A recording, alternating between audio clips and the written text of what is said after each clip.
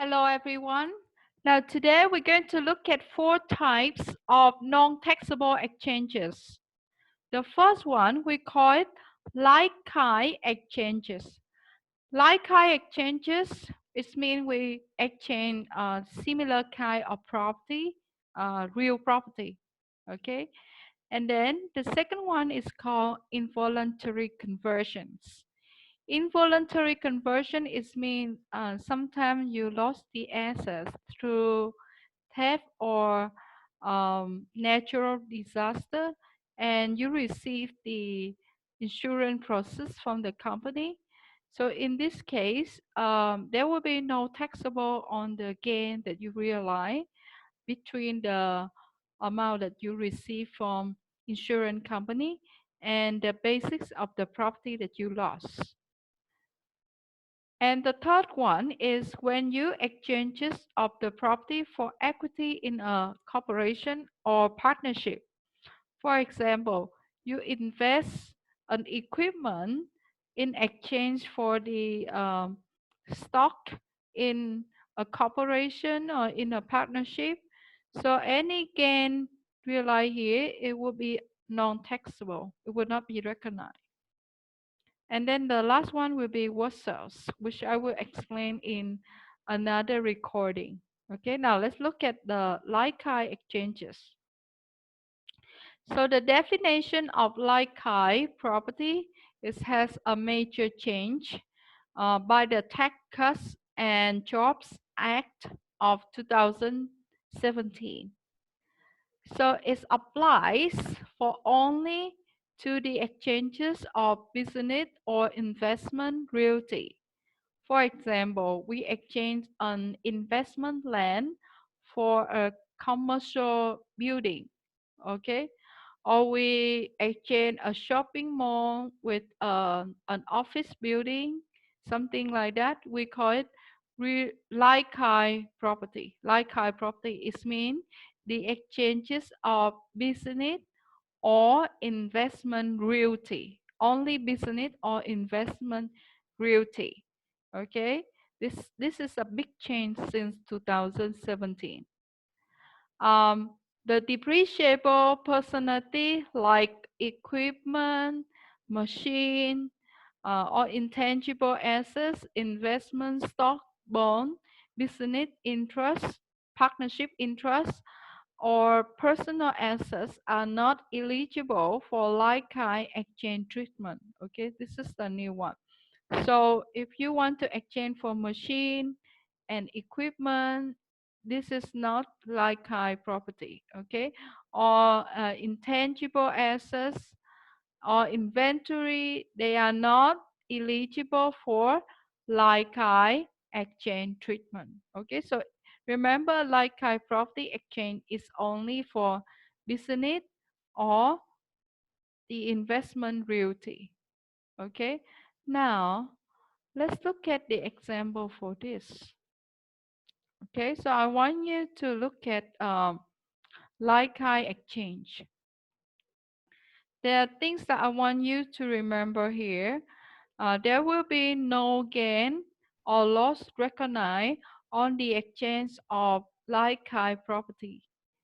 And receipt of boot also will trigger any gain recognition. Okay, so remember, no gain or loss will be recognized on the exchange of like-kind property, and the receipt of boot. If you receive cash, if you receive debt, okay, then it will be trigger the gain recognition. All right, so let's look at the example here. Matt and Phil, okay. Matt and Phil are exchanging property for each other. Matt has an office building, and this office building has a fair market value of 200,000, basic of 70,000. Phil has an investment land, okay, and the investment land of Phil have a fair market value of 170,000, basic of 115,000. Okay, so let's look at Matt. All right, Matt. sacrifice a building that have basic of 70,000 to get another investment land that has fair market value of 170,000. Okay.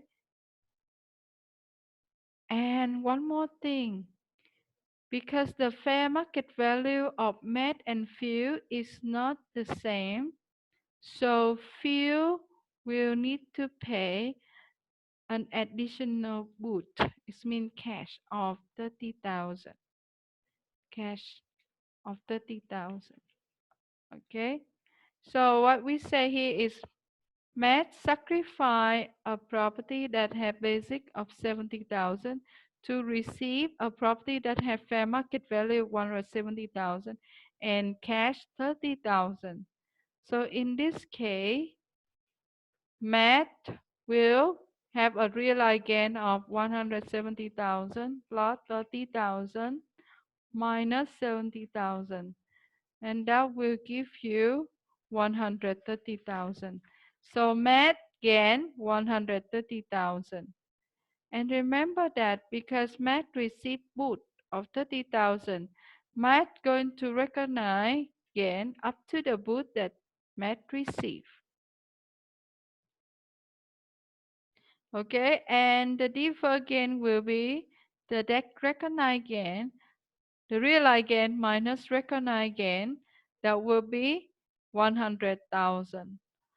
And the new basics will be equal to fair market value of property received, which is 170,000 minus deferred gain 100,000. So it means the new basic of math will be 70,000. Okay.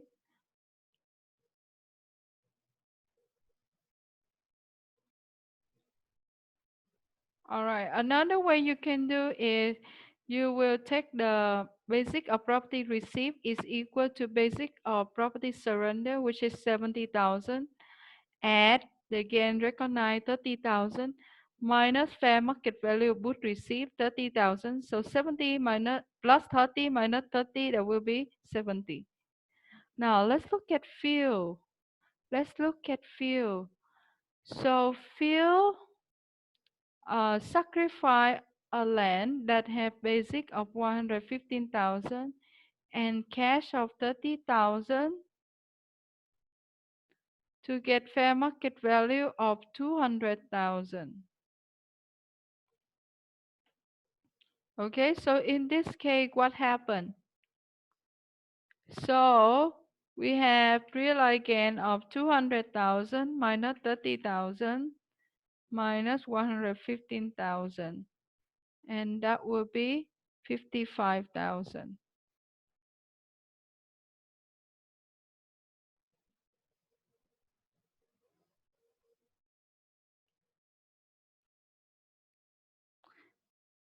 Okay, will Phil recognize any gain? The answer is 0 because Phil is the one who pay the boot. So the deferred gain will also be 55,000. The new basic will be fair market value of property received, which is 200,000 minus deferred gain, and that will be 145,000.